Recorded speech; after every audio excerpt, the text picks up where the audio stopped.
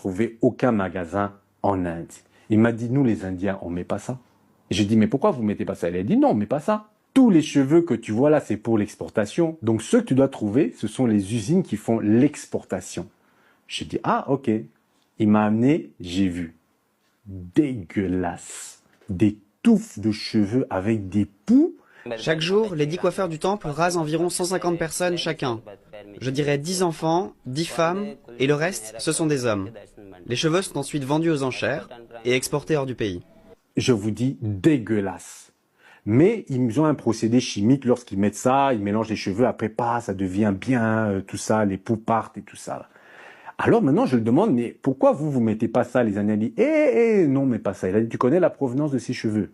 Il a dit, c'est mélangé. Il a dit, quand tu as de la chance, les cheveux viennent d'une famille qui est pauvre, ils ont laissé pousser leurs cheveux pour avoir de l'argent, ils coupent, et puis là, ils donnent leurs cheveux, ils vendent leurs cheveux. Il a dit, ça, c'est le meilleur des cas.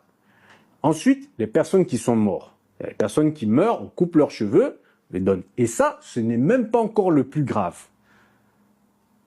Vous savez, c'est quoi le plus grave? Et pourquoi les Indiens ne mettent pas ces cheveux dans leur tête? Certains de ces cheveux viennent d'un rituel d'exorcisme. En fait, quand ils font l'exorcisme, ils chassent l'esprit du mal dans les cheveux de la personne. Et à ce moment-là, ils coupent les cheveux pour que l'esprit reste bloqué dans les cheveux. Et ces temples-là, ils jetaient après les cheveux. Et puis il y a les businessmen indiens là qui faisaient l'Afrique, partout là, ils venaient, ils voyaient tous ces touffes de cheveux là, par terre là, et ils disaient, vous allez faire quoi de tous ces cheveux là? Je dis non, non, ils jettent, c'est les choses du démon. Oh, est-ce que je peux prendre ça? Oh oui, au début, ils prenaient même ça gratuitement. Oh oui, prenez, prenez. Jusqu'à quand les gens des temples, ils ont aussi compris, maintenant ils demandent de l'argent. Monde.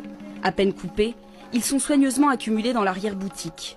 Les moines ont très bien compris que ces cheveux pouvaient alimenter un marché très lucratif et ils l'ont organisé.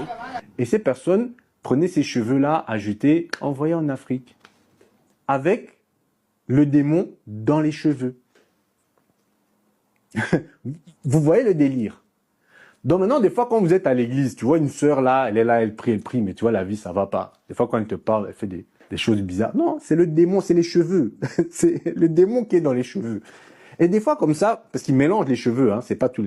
Donc peut-être même des fois, il peut avoir 2, 3, 4 esprits dans les cheveux, et toi, tu te balades avec ça. Mais toi, tu dis, oh, moi, je vais à la mosquée. Moi,